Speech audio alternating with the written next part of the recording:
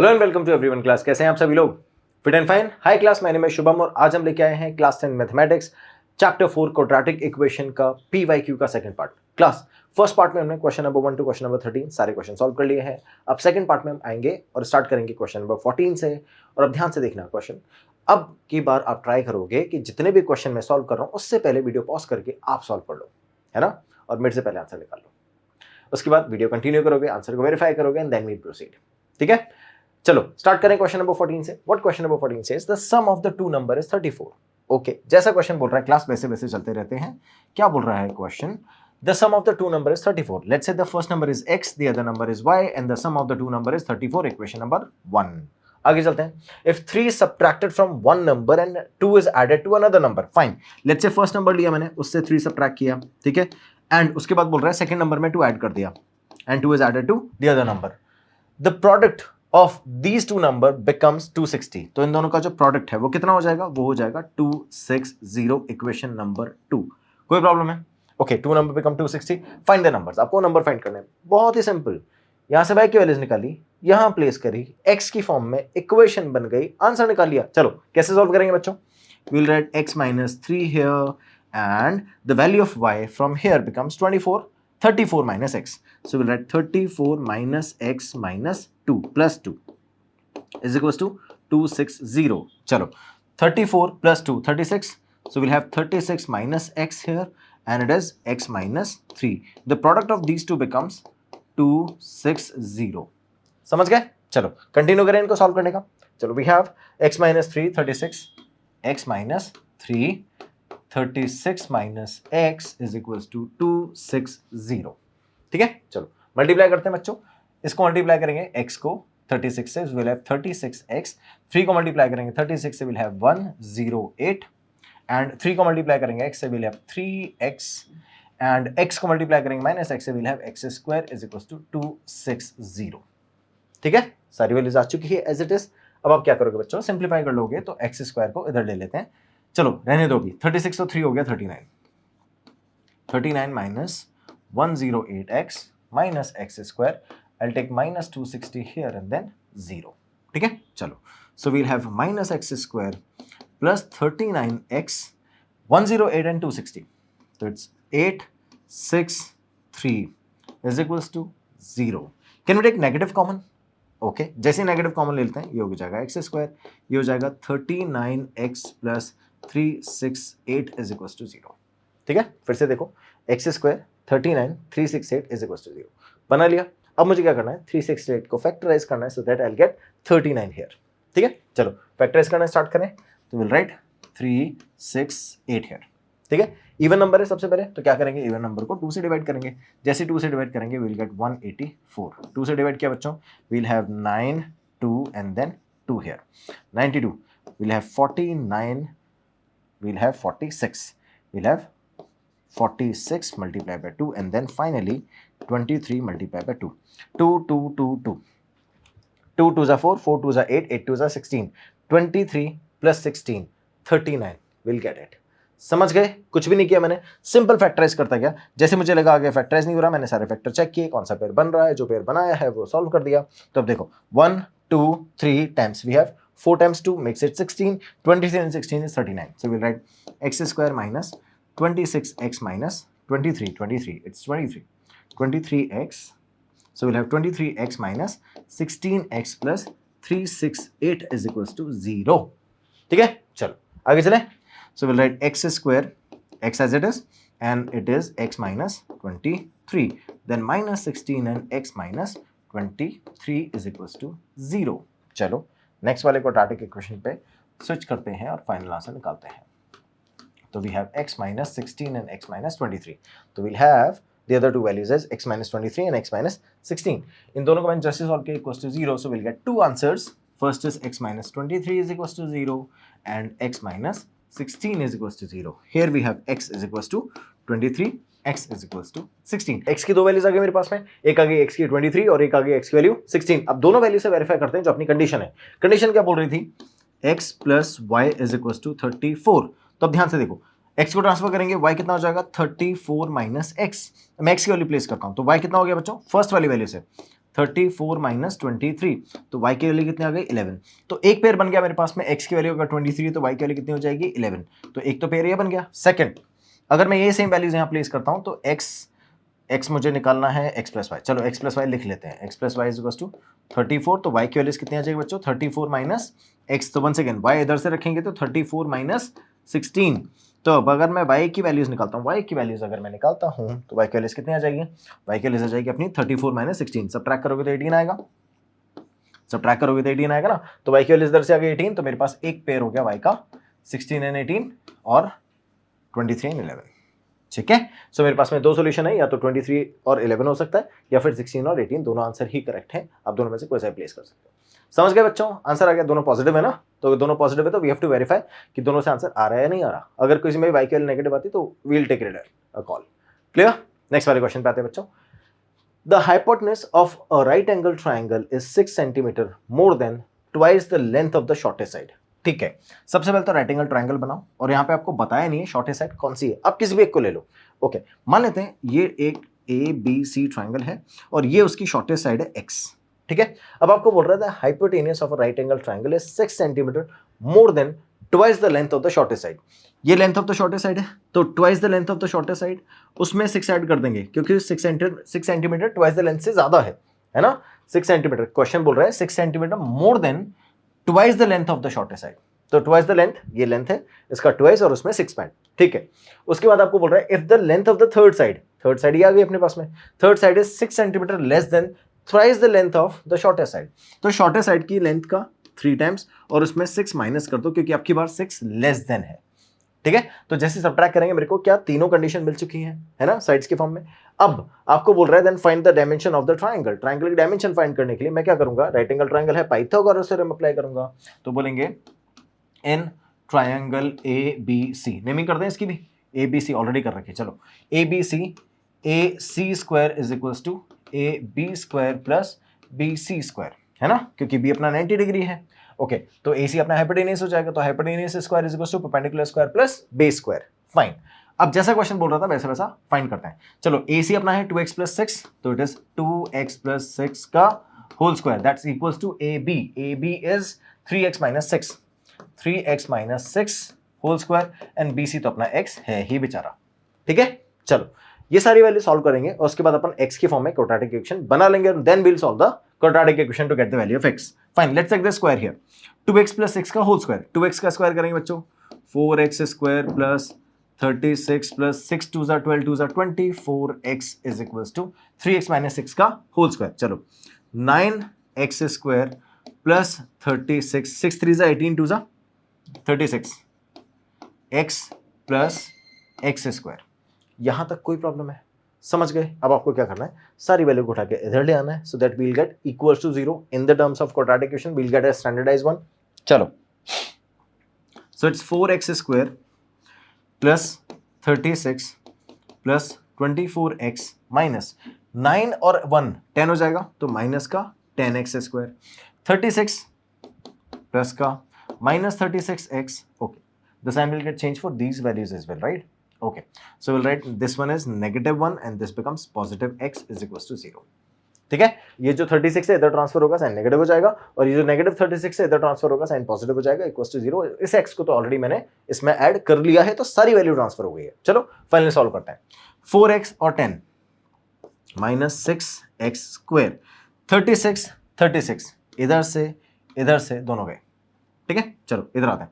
24x plus 36, 24x plus 36, 35 और 24 add करेंगे तो कितना आएगा 60x इज इक्वल्स टू 0।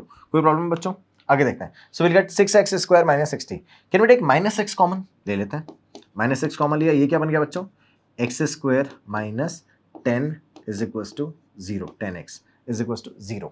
ठीक है, फाइन, माइनस 6 को उधर ट्रांसफर कर दिया मैंने, तो क्या बन गया बच्चों, मेरे पास फाइनली आया x square minus 10x is equals to 0. Can we write it as x minus 10 is equals to 0? तो यहां से एक आ गई x की वैल्यू 0 और एक आ गई x is equals to 10। अब सोचो, क्या कभी भी किसी भी ट्राइंगल की कोई भी साइड शॉर्टेस्ट ही हो 0 हो सकती है क्या, नहीं हो सकती ना। तब हम 0 तो लेंगे नहीं, हम क्या लेंगे 10। तो अगर मैंने एक साइड 10 ले ली तो रेस्ट ऑफ द साइड्स कैसे आएंगे, देखो मुझे जो कंडीशन गिवन थी, अब यहाँ पर बी सी तो कितनी हो गई 10 सेंटीमीटर्स में गिवन है क्या, कोई डायमेंशन गिवन है, कोई डायमेंशन गिवन है 6 सेंटीमीटर, ठीक है। तो डायमेंशन क्या हो गई फर्स्ट की, तो 10 सेंटीमीटर। अगर मैं ए बी फाइंड करूंगा तो ए बी था अपना 3x - 6, तो यहाँ पे रखेंगे 3 मल्टीप्लाई बाय 10 - 6, दैट्स 30 - 6 24 सेंटीमीटर। ये आ गया अपना ए बी। अब अपन निकालेंगे बच्चों ए सी, दैट्स हाइपोटेनियस, वो था अपना 2x + 6, तो यहाँ फिर से 2 मल्टीप्लाई बाय 10 + 6, दैट्स 20 + 6 26 सेंटीमीटर। तो अपने पास में ए सी कितना आ गया 26 सेंटीमीटर, और ए बी आ गया है 24 सेंटीमीटर, और बी सी आ गया है 10 सेंटीमीटर। ये आपसे तीनों डायमेंशंस पूछी थी, तो डायमेंशन में कैलकुलेट करके निकाल ली है, that's how we done it. ठीक है बच्चों, समझ गए हो, आगे चलें। चलो नेक्स्ट वाला पार्ट क्या बोल रहा है, a two digit number in such that the product of its digit is 24, fine. तो मैंने सॉल्यूशन में सबसे पहले तो टू डिजिट नंबर लिखा। When we are talking about a two digit number we will write it as 10x + y in the expansion form. एक two digit number है मेरे पास में, आपको बोल रहा है a two digit number in such that the product of its digit 24, ठीक है। The product of the digits that's x multiply by y is 24, equation number 1। If 18 is subtracted from the number, the digits interchange their places. Fine.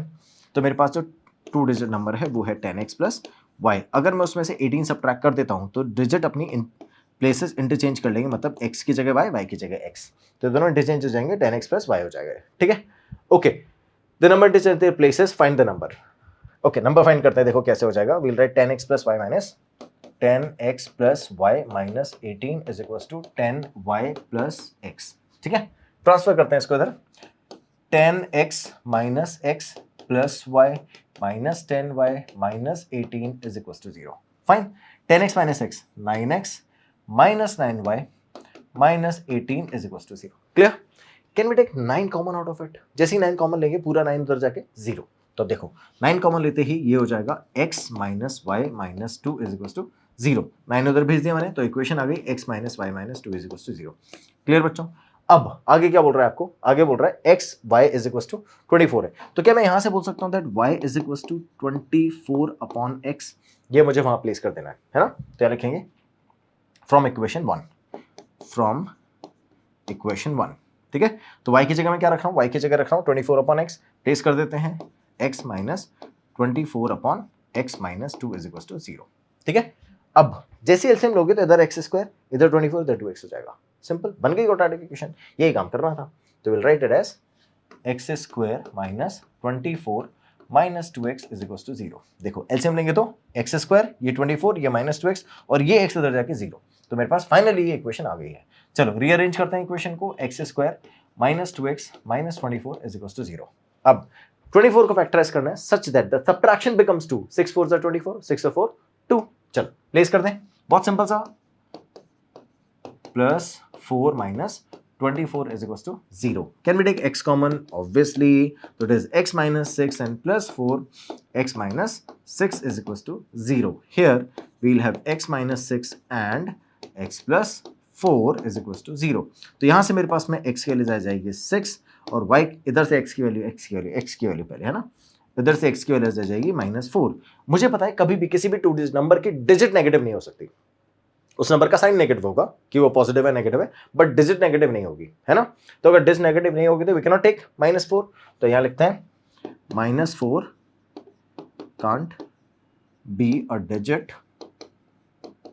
Of a number, ठीक है। तो digit हो नहीं सकती, hence this be discarded, तो x is equal to 6 रखा मैंने।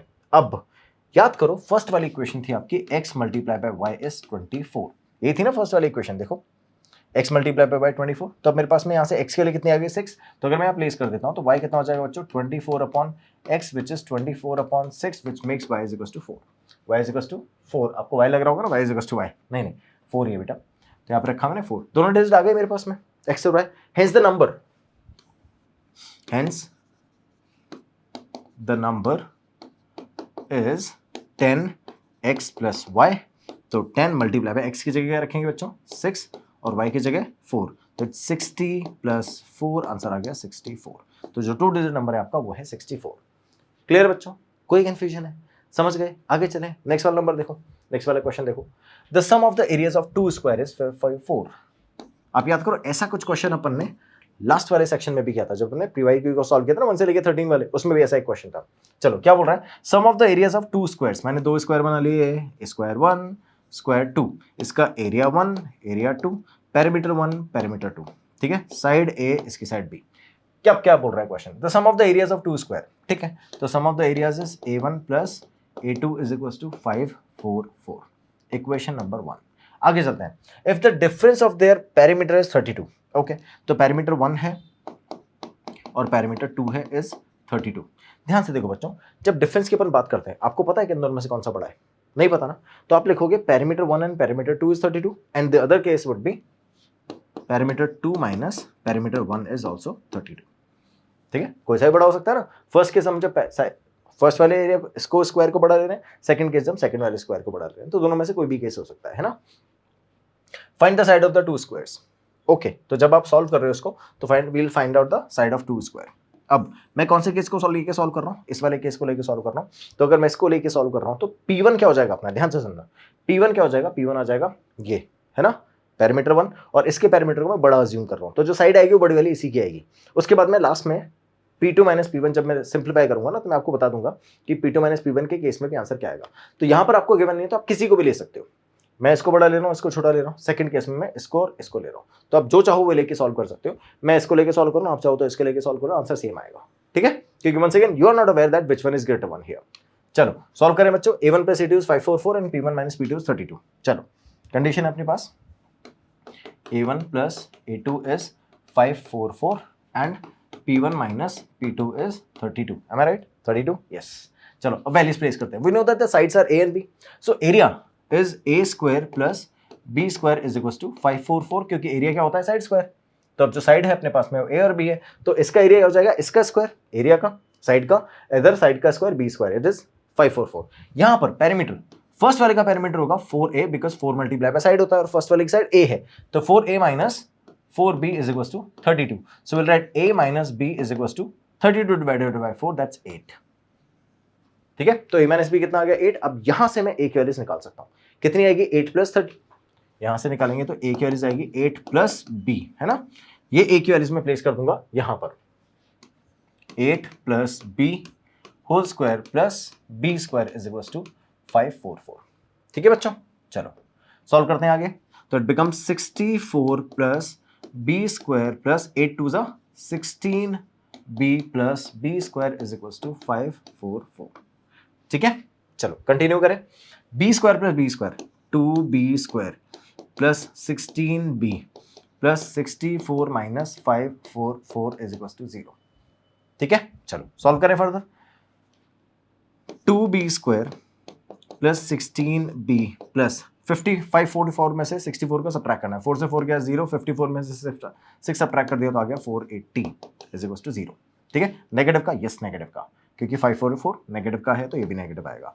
अब क्या इन सब में से मैं 2 कॉमन ले सकता हूँ और 2 ट्रांसफर कर दूंगा उधर तो 0 हो जाएगा, तो ध्यान से देखना, it becomes B square plus 8B minus 240 is equals to 0।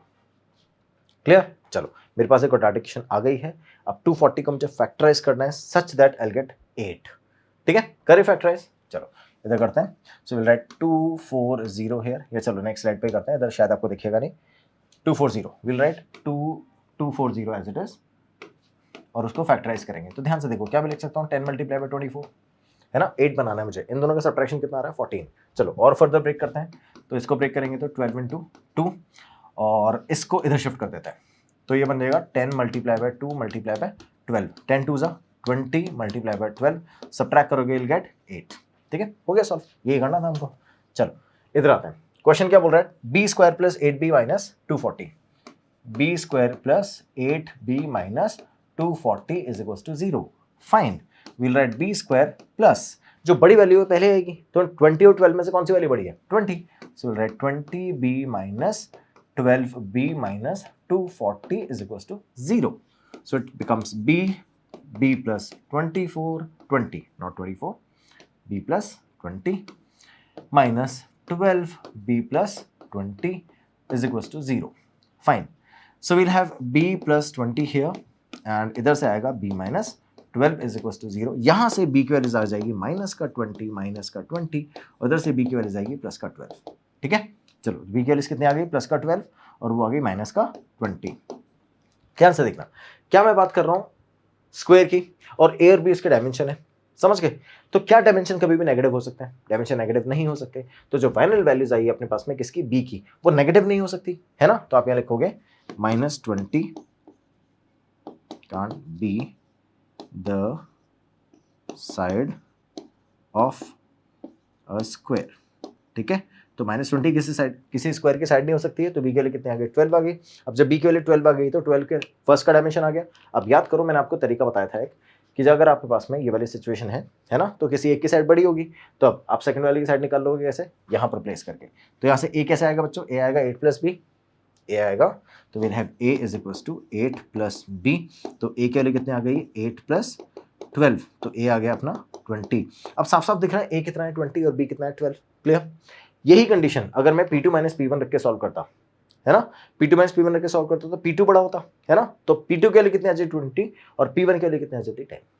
समझ गए। तो अल्टीमेटली कॉम्बिनेशन यही बनेगा ना अपने पास में। तो आप फाइनली लिखोगे, दोनों में से कुछ भी रख के सॉल्व कर सकते हो।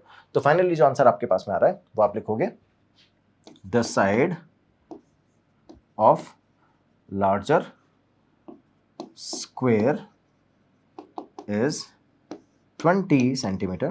Will it be in centimeter here in the question? Yes, it's in meter. Okay, so we'll write it in the form of meter. The final answer, it's 20 meter, and for the smaller one, it is 16. Was it 16? 8, not the 16 one. It was 8 here. So we'll write it as 8 metre. ठीक है। अब question आपने अगर ये लिख दिया कि larger की साइड 20 है और स्मॉलर की साइड 8 है, तो P1 P2 का गेम ही खत्म है। अब वो किसी को भी स्मॉलर किसी को भी बड़ा ले, आपका आंसर सही है। समझ गए। इसीलिए यही मैंने चीज बोली थी कि ध्यान में लास्ट में रखना। बता दूंगा आपको कि जब भी आप सॉल्व करोगे तो किसी का भी रखा आंसर सेम आएगा, तो हम कौन सा चूज करें। आपने यहाँ पे लास्ट में वेरीफाई कर दिया कि जो लार्जर है वो ये होगा, स्मॉलर वो होगा। तो जो भी स्मॉलर लार्जर ले रहा है क्वेश्चन सॉल्व हो जाएगा आंसर। ठीक है। नेक्स्ट वाला क्वेश्चन देखो, A motorboat whose speed is 18 km/h। यहाँ क्वेश्चन में थोड़ा सा ट्विस्ट है, ध्यान से देखना। एक नया कॉन्सेप्ट है, पहले वो कॉन्सेप्ट समझाऊंगा, उसके बाद क्वेश्चन पे आऊंगा। पहले क्वेश्चन रीड करो। It says that a motorboat whose speed is 18 km/h in still water takes 1 hour more to go 24 km upstream, then return downstream to the same spot. Find the speed of the stream। आपको speed of the stream find करनी है ना। कैसे find करेंगे, ध्यान से देखो। चलो सबसे पहले तो इसका कॉन्सेप्ट समझो, फिर अपन यहाँ पे क्वेश्चन सॉल्व करते हैं। कॉन्सेप्ट क्या है, अपस्ट्रीम डाउनस्ट्रीम का। Upstream and downstream. मान लो ये एक रिवर है ना, ये रिवर ऐसे फ्लो कर रही है, इसके ऊपर एक बोट है। We have a boat over here, ठीक है। जो बोट इस डायरेक्शन में जा रही है। क्लियर। अब ध्यान से सुनना जो मैं बोल रहा हूं।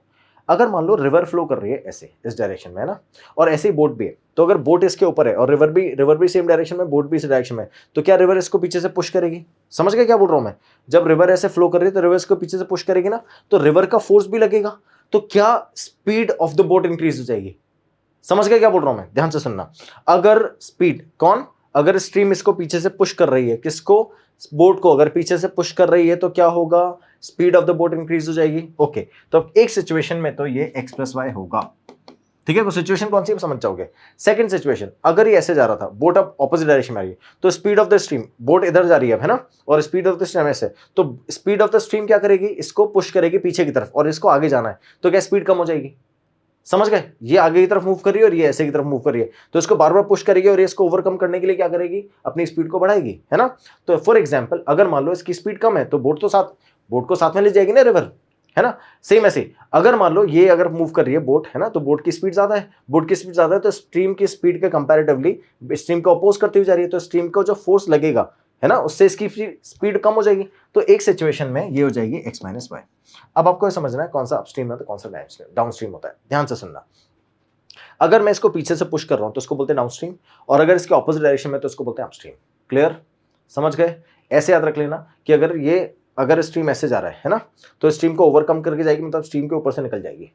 ठीक है, तभी तो इसको अपोज करेगी, तो स्ट्रीम के ऊपर से निकल जाएगी तो अपस्ट्रीम। और ऐसे ही अगर ये पुश करके जा रहा है तो स्ट्रीम के साथ साथ चल जाएगी, मतलब स्ट्रीम इसको डाउनस्ट्रीम ले जा रहा है, मतलब अपने साथ ले जा रहा है। ठीक है। ओके, तो अब याद रखने का एक ये तरीका, दूसरा तरीका ये है कि अगर मान लो स्ट्रीम की बात करते हैं तो स्ट्रीम ऐसे ऊपर से नीचे की तरफ फ्लो कर रहा है। वाटर का फ्लो ही तो होता है स्ट्रीम का फ्लो, तो वाटर हमेशा अप से डाउन फ्लो करता है, ठीक है। तो अगर आप अप से डाउन, मतलब बोट भी डायरेक्शन सेम ही है, तो बोट किधर जा रहा है, डाउन, यानी डाउन स्ट्रीम। और बोट अगर ऑपोजिट डायरेक्शन में, तो बोट किधर जा रहा है, अपस्ट्रीम। समझ गए। तो अगर अपस्ट्रीम होगा तो ऑपोजिट डायरेक्शन तो x माइनस वाई। अगर बोट नीचे जा रहा है तो डाउन स्ट्रीम, यानी x प्लस वाई। ये याद रखने के तरीके हैं, कैसे भी याद कर लेना। तो ये याद रखना कि अपस्ट्रीम में स्पीड होती है x minus y, where x is the speed of the boat. अब कौन सी स्पीड होगी बोट की, स्टिल वाटर में। अगर ये अपस्ट्रीम, मतलब अगर इस स्ट्रीम की स्पीड नहीं होती तो बोट अपनी कांस्टेंट स्पीड से चल रहा है। जैसे एक एग्जांपल अगर ले लें तो बोट की स्पीड मान लेते हैं 10, स्पीड है स्ट्रीम की 2, है ना। तो अगर इस सिचुएशन में करेंगे तो 10 + 2 हो जाएगी, और इस सिचुएशन में 10 - 2 हो जाएगी, है ना। लेकिन अगर ये वाटर का फ्लो नहीं होता तो इधर जा रही है चाहे इधर जा रही है, दोनों सिचुएशन में 10 की स्पीड से चलती रहती। तो अब ऐसा कब होगा, जब रिवर की स्ट्रीम की खुद का फ्लो नहीं होगा, मतलब वाटर स्टिल होगा, है ना, मूव नहीं कर रहा होगा। मूव करेगा तो स्पीड होगी ना। तो अगर स्टिल वाटर होगा तो इसकी स्पीड कितनी होगी, 10। अगर वाटर मूव कर रहा है, दैट मीन स्ट्रीम है, तो इन दैट सिचुएशन जो हमारा अपना फ्लो है उसके करस्पॉन्डिंग स्पीड वेरी करेगी। तो अगर फ्लो के डायरेक्शन में है तो बढ़ जाएगी, फ्लो के डायरेक्शन के ऑपोजिट में है तो कम हो जाएगी। Clear. So here we have 10 - 2 as 8, 10 + 2 as 12। कोई प्रॉब्लम है बच्चों, दोनों मैंने वैल्यूज प्लेस कर दी। अब आते हैं अपने क्वेश्चन पे। अपना क्वेश्चन क्या बोल रहा है, क्वेश्चन बोल रहा है a motor boat whose speed is 18 km/h in still water. ध्यान से सुनो, इसका मतलब according to the question x = 18 आपको गिवन है, ठीक है। आगे चलते हैं। Still water take 1 hour more to go 24 km upstream. Okay, आपके पास डिस्टेंस गिवन है, तो यहां से यहां तक का जो डिस्टेंस है, मतलब जितना भी डिस्टेंस वो अपस्ट्रीम या डाउनस्ट्रीम में कवर करेगा, वो कितना है, 24 kilometre. Okay, 24 kilometre. Then to return downstream to the same spot, find the speed of the stream. ठीक है, मान लेते हैं कि वो अपस्ट्रीम, ये अपस्ट्रीम है, ठीक है, और ये इधर है डाउनस्ट्रीम। क्लियर, समझ गए। ओके, अगर अपस्ट्रीम में जा रहा है और डाउनस्ट्रीम में आ रहा है तो 1 hour ज्यादा ले रहा है। किसमें, अपस्ट्रीम में। ऑब्वियसली अपस्ट्रीम में स्पीड कम होगी तो टाइम ज्यादा लेगा, तो अपस्ट्रीम में कितना टाइम ज्यादा ले रहा है, 1 hour ज्यादा ले रहा है इससे। तो अगर डाउनस्ट्रीम की टाइम अगर t है तो इसका टाइम क्या, t+1 हो जाएगा। सिंपल है ना। तो अगर ये t है तो ये t+1 हो जाएगा। अब आपको टाइम कैलकुलेट करना है। क्या टाइम का फॉर्मूला होता है, डिस्टेंस अपॉन स्पीड। फाइन, तो अब यहां लिखोगे टाइम = डिस्टेंस अपॉन स्पीड। अब डाउनस्ट्रीम के केस में इन डाउनस्ट्रीम के केस में टाइम क्या है बच्चों, डाउनस्ट्रीम के केस में टाइम है 24 अपॉन डाउनस्ट्रीम की स्पीड। डाउनस्ट्रीम में क्या स्पीड, x + y होती है ना। समझ गए, कोई दिक्कत है। चलो, ये डाउनस्ट्रीम का टाइम हो गया। और इन अपस्ट्रीम तो अपस्ट्रीम का टाइम ये टी डी लिख देते हैं डाउनस्ट्रीम, और टी यू लिख देते हैं अपस्ट्रीम। अपस्ट्रीम का टाइम, डिस्टेंस तो सेम ही है क्योंकि वो जब जा रहा है तो वापस भी सेम ही स्पॉट पे आ रहा है। तो अगर यहां से यहां तक गया और वापस भी सेम स्पॉट पे आया तो दोनों टाइम पे डिस्टेंस कितना कवर किया, सेम 24। तो अब देखो यहाँ पे 24 अपॉन x - y। तो अपने पास में ये दो डिस्टेंसेस, ये दो टाइम आ गए हैं। इन दोनों टाइम के बीच में जो रिलेशन है वो ये गिवन है आपको। क्लियर बच्चों, समझ गए हैं। चलो अब एक एक करके वैल्यूज प्लेस करते हैं, we will get the final answer. We know that time of downstream = time of upstream +1। ये बोल रहा है क्वेश्चन। चलो, टाइम ऑफ अपस्ट्रीम का टाइम ज्यादा है, डाउनस्ट्रीम का नहीं है। चलो, यहाँ अपस्ट्रीम और यहाँ डाउनस्ट्रीम आएगा। तो डाउनस्ट्रीम के टाइम से 1 hour ज्यादा है अपस्ट्रीम का टाइम। फाइन, अपस्ट्रीम का टाइम कितना है, 24 अपॉन x - y। तो it is 24 upon x - y which is equal to 24 upon x + y + 1। अब क्या मुझे क्वेश्चन में x की वैल्यू गिवन थी 18, मैं प्लेस कर दूंगा। तो आ जाएगा 24 upon 18 - y, 24 is equal to 24 upon 18 + y। So we'll write 18 here and then 18 + y। ठीक है, चलो +1। कोई कंफ्यूजन है बच्चों। चलो मैं इसको उधर ट्रांसफर कर देता हूं, तो इट बिकम्स 24 1 अपॉन 18 - y। इसको उधर ट्रांसफर किया तो माइनस का 1 upon 18 + y is equal to 1।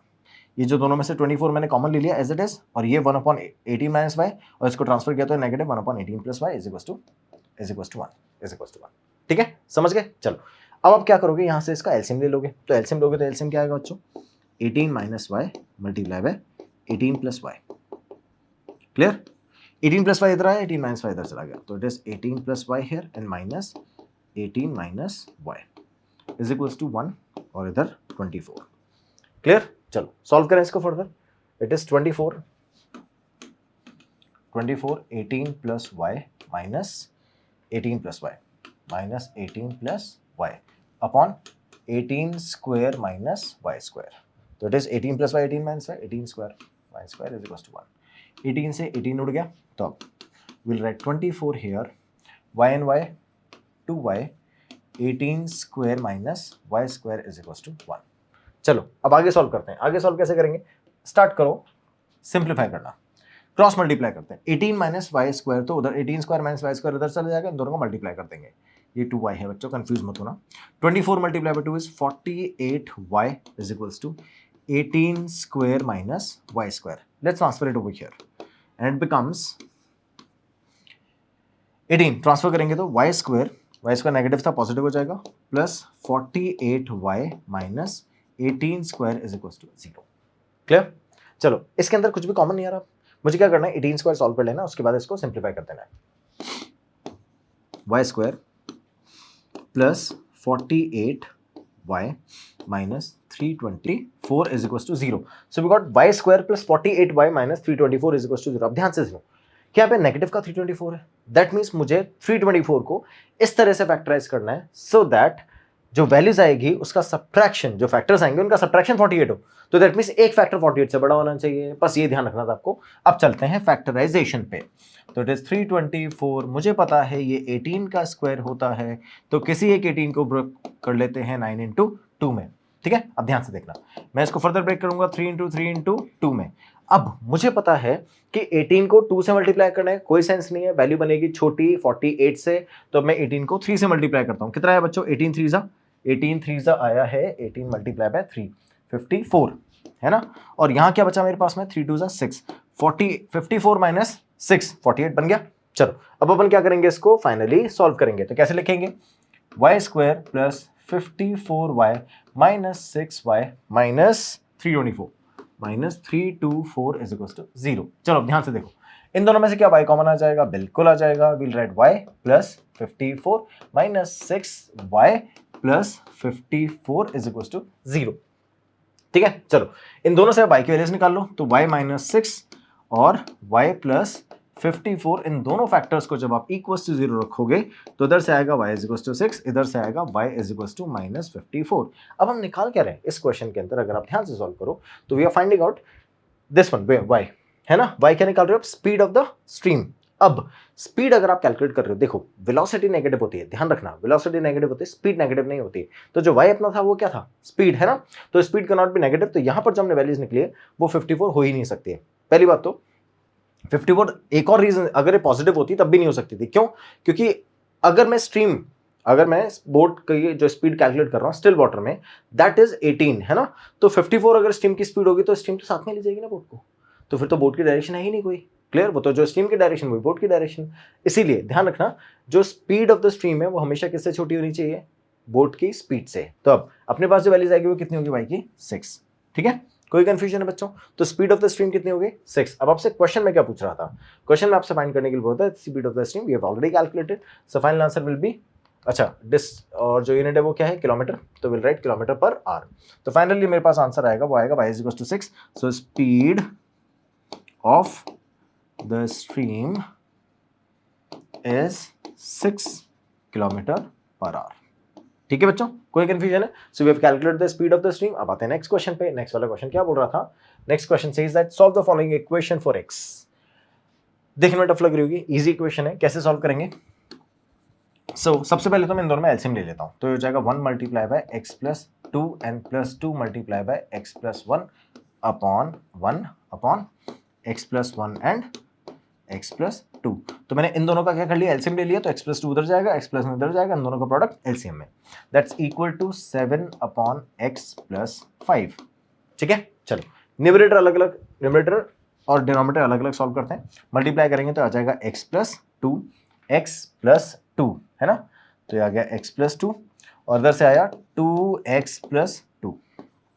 Fine, क्योंकि इधर 2 को मल्टीप्लाई करेंगे x प्लस 1 से, 1 को मल्टीप्लाई करेंगे x प्लस 2 से। इनको सॉल्व करेंगे तो will get x square plus 3x plus 4, 2 1 2 आएगा ना, 4x plus 2 is equals to will have 7 upon x plus 5। चलो अब देखो, x और 2x 3x, 2 और 2 4, तो मेरे पास लास्ट स्टेप आ जाएगा इसका 3x plus 4 upon x square plus 3x plus 2. So we'll have x square plus 3x plus 2 is equals to 7x plus 5. 7x plus 5. Clear? अब देखो ये स्टेप हो गया. अब हम क्या करेंगे? क्रॉस मल्टीप्लाई करेंगे and will start solving the quadratic equation बस वी हैव फॉर्म्ड. तो अब 3x plus 4 और इधर से आ जाएगा x plus 5 and that is 7x square plus 3x plus 2. चलो सॉल्व करें. 3x को s से मल्टीप्लाई करेंगे तो will have 3x square plus 4x plus 5 3 जा 15x और 5 4 जा 20. इट्स 7x square plus 7 3 जा 21x plus 14. ठीक है, समझ गए? यहां तक कोई दिक्कत है पूरे क्वेश्चन में? अच्छा, अब इसको सिंप्लीफाई कर लेते हैं. सो 3x square 15 plus 4 19x plus 20 is equals to 7x square plus 21x plus 14. अब इन सारी वैल्यूज को ट्रांसफर कर देते हैं उधर. तो 7 minus 3 हो जाएगा 4x square, 21 minus 19 2x, minus 20 उधर जाएगा, 14 सब्ट्रैक्ट होगा तो माइनस का 6 is equals to 0. ठीक है, चलो 6 4 जा 24, फिर से सब्ट्रैक्ट करके आंसर 2 लाना है, 6 और 4 ही होगा तो डायरेक्टली सॉल्व कर लेते हैं. 4x square plus 4x plus 6x है ना, 4x स्क्वायर प्लस यहाँ माइनस लिख देते हैं. चलो यहाँ लिख देते हैं minus 4x plus 6x minus 6 is equal to 0. कोई दिक्कत तो नहीं है ना? ध्यान से देखो क्या करना होता है. ऐसा कुछ नहीं है कि 6 को पहले लिखना है 4 को बाद में लिखना है, कुछ नहीं. मैथमेटिक्स ध्यान रखो, जब आप 2x को सॉल्व कर रहे हो, 2x पॉजिटिव आ रहा है ना, तो जो बड़ी वैल्यू इसका साइन पॉजिटिव होगा वो कहीं भी रखी हो कोई फर्क नहीं पड़ता. तो बड़ी वैल्यू का साइन पॉजिटिव, छोटी वैल्यू का sign negative. So we have plus 6x here minus 4x over here. Subtract करोगे आंसर 2x ही आएगा, कोई दिक्कत नहीं है. ठीक है, चलो अब देखो ध्यान से. 4x square minus 4x, so we'll have 4x square minus 4x plus 6x minus 6 is equal to 0. Fine. So we can take 4x common here, it becomes x minus 1 and 6 over here and then further x minus 1 is equals to 0. ये दोनों value same आई है, equation से ही चल रही है. एक x minus 1 आ गया, एक आ गया 4x plus 6 is equals to 0. तो यहाँ से मेरे पास x की वैल्यू आ गई 1, उधर से x की वैल्यू आ गई है minus 6/4 which can further reduce to minus 3/2. अब ध्यान से देखना क्वेश्चन को. जब क्वेश्चन अगर आप देखो तो x की वैल्यू -1, -2, -5 नहीं हो सकती. क्या इनमें से कोई भी वैल्यूज हमारी आई है? ओके, हमारे पास इनमें से कोई भी वैल्यूज नहीं आई. दैट मींस दोनों वैल्यू सेटिस्फाई कर सकती हैं. That's how we have two answers. x की वैल्यू 1 भी पॉसिबल है और x की वैल्यू -3/2 भी पॉसिबल है. मेरे पास में दो वैल्यूज आ गई. अब x इज इक्वल्स टू 1 आ गया और x इज इक्वल्स टू -3/2 आ गया. अब ध्यान से देखना बच्चों, मुझे ये भी वेरीफाई करना है कि क्या ये दोनों वैल्यू सेटिस्फाई कर सकती है नहीं. क्योंकि आपको क्वेश्चन में अगर आप याद करो तो क्वेश्चन में 3 कंडीशन गिवन है कि x की वैल्यू -1, -2, -5 नहीं हो सकती. तो आप लास्ट में आंसर निकालने के बाद ये भी वेरीफाई करोगे कि इन तीनों में से कोई आंसर तो नहीं आ गया आपका. अगर आंसर आया तो इट नॉट बी वेरीफाइड. तो फाइनली आप आंसर जब सॉल्व करोगे तो इन दोनों में से कोई भी आंसर नहीं है, तो दोनों वैल्यूज वेरीफाई कर सकती हैं. That's how we have 2 answers. आगे चलते हैं नेक्स्ट क्वेश्चन पे. नेक्स्ट वाला क्वेश्चन क्या बोल रहा है? 2 water tap together can fill a tank in 1 hour 7 by 8 hours. 8 1 8, 8 of 7 15. तो it's 15 by 8 hours में it can fill the tank. The tap with longer diameter takes 2 hours less than the smaller diameter. अब ध्यान से देखना, इसका concept समझाता हूं सबसे पहले कि क्या कॉन्सेप्ट होता है इसका सॉल्व करने के लिए. मान लो एक टैंक है जिसको 2 टैप फिल कर रहे हैं और 2 टैप में से ये टैप है 1, ये टैप है 2. तो इसका टाइम लगेगा T1, इसका टाइम लगेगा T2. सुनते रहना. और जब टैप जब टैंक को फिल करता है तो मान लेते हैं ये जो टैप है वो 10 आवर्स ले रहा है. तो 1 आवर में कितना फिल करेगा? 1/10. क्लियर? 20 आवर लेगा तो 1/20, 50 आवर्स लेगा तो 1/50. इतना फिल कर रहा होगा. समझ गए? सेम ऐसे अगर ये T1 टाइम ले रहा है तो 1 आवर में कितना फिल करेगा? ये फिल करेगा 1/T1. सेम ऐसे अगर ये फिल करेगा तो 1 आवर में कितना फिल करेगा? 1/T2. तो ये हो गया 1/T2. दोनों ने मिला के कितना फिल किया? 1/T1 plus 1/T2. कितने टाइम में? 1 आवर में. समझ गए? अब इन दोनों ने 1 आवर में कितना फिल कर दिया बच्चों? 1/T1 प्लस 1/T2 इतना फिल कर दिया है. अब दोनों ने मिला के 1 आवर में फिल किया है. तो अगर मुझे पता हो कि दोनों ने मिला के 1 आवर में कितना फिल किया है तो वो तो मैंने निकाल लिया. लेकिन इसकी वैल्यूज अगर पता हो तो वो कैसे पता चलेगी? अगर मुझे ये पता चल जाए कि दोनों मिला के कितने टाइम में फिल करते हैं तो मैं 1 आवर की वैल्यू निकाल लूंगा. मतलब टोटल कितना टाइम लगाएंगे दोनों इस टैंक को फिल करने में, तो मैं 1 आवर की वैल्यू निकाल लूंगा और वो मुझे गिवन है. क्या बोल रहा है? 2 tanks fill together fill the tank in 7 by 8 hours. That's 15 by 8 hours. ये दोनों मिला के टाइम लगाते हैं इस टैंक को फिल करने में. तो 1 आवर में कितना फिल करेंगे? 8/15. रेसिप्रोकल तो कर रहे हैं. T1 है तो 1/T1 लिख रहे हैं, तो 15 by 8 है तो 8/15 लिखेंगे. सिंपल. ये बन गई अपनी इक्वेशन. इसको यूज करके आंसर निकाल लेंगे. कैसे निकालेंगे बच्चों? ध्यान से देखो. अब आपको क्वेश्चन में ये भी बोल रहा है, क्वेश्चन के अंदर आपको ये भी बोल रहा है the smaller one it takes 2 or less than the smaller one, है ना। तो जो बिग डायमीटर वाला, जो लार्जर डायमीटर वाला टैप होगा वो स्मॉलर से कम टाइम ले रहा है। Let's say T1 is the larger one, है ना। तो T1 मान लेते हैं लार्जर वन है, तो T1 टाइम लेगा T-2 अगर ये टाइम ले रहा है 2, ठीक है। तो फर्स्ट वाले का टाइम कितना हो गया 1/T-2 और सेकंड वाले का टाइम हो गया 1/T and that's how we have 8/15 here, ठीक है। एलसीएम ले लेते हैं बच्चों, तो ये हो जाएगा T + T-2/T और इधर इसको हटाते हैं पहले और इधर T-2, ठीक है, is equals to 8/15। Cross multiply कर लेंगे और क्रॉस मल्टीप्लाई करके आंसर निकाल लेंगे। तो T और T तो हो गया 2T, 2T - 2 divided by T² - 2T, T² - 2T is equals to 8/15, ठीक है। क्रॉस मल्टीप्लाई करेंगे तो देखो उससे पहले क्या मैं 2 और 8 को रिड्यूस कर दूं और 4 आ जाएगा।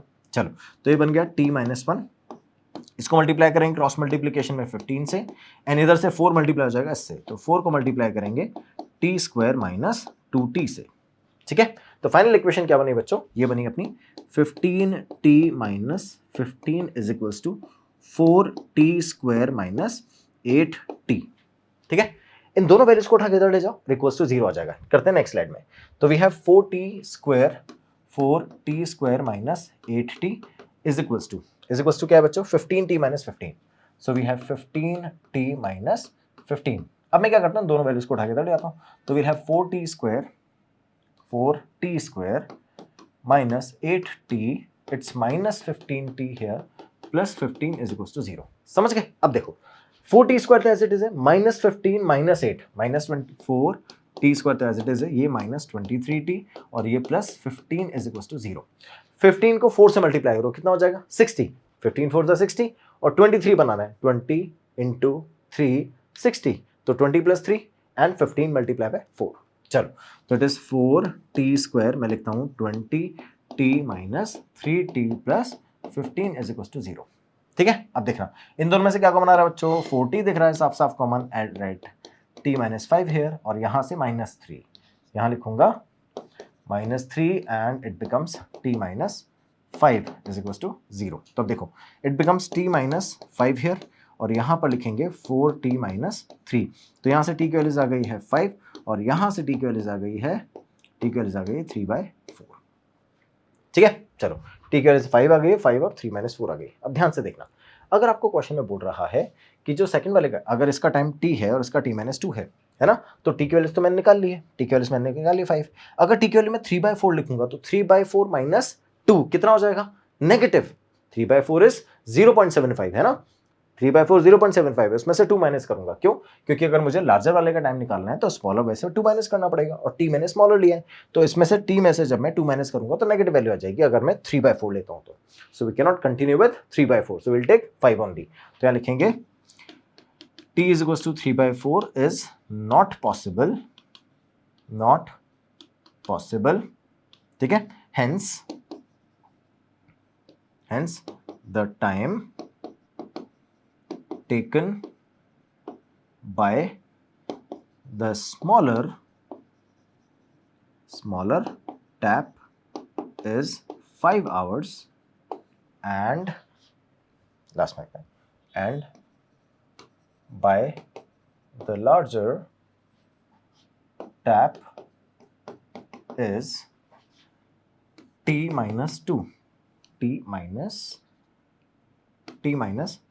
2 hours. So here T is 5 minus 2, 5 minus 2 is equals to 3 hours. ठीक है। तो अब देखो इसकी वैल्यू 5 थी ना, तो मैंने 5 प्लेस कर दिया, 5 minus 2 3 hours. तो 3 hours is the time taken by the larger diameter to fill the tank separately and for the smaller one it is 2 hours only. ठीक है। तो इसलिए अगर आप ध्यान से for smaller one it is 5 hours and for larger one it is 3 hours. इसलिए अगर आप ध्यान से देखो तो इनका जो कॉम्बिनेशन है वो मिला के इसको 1 hour 7/8 hours 7/8 hours में फिल कर रहा है, मतलब 2 hours भी नहीं लगा रहा है टोटल, है ना। इसीलिए सो क्लास अभी डन विद दिस क्वेश्चन, समझ में आ गया यहाँ तक।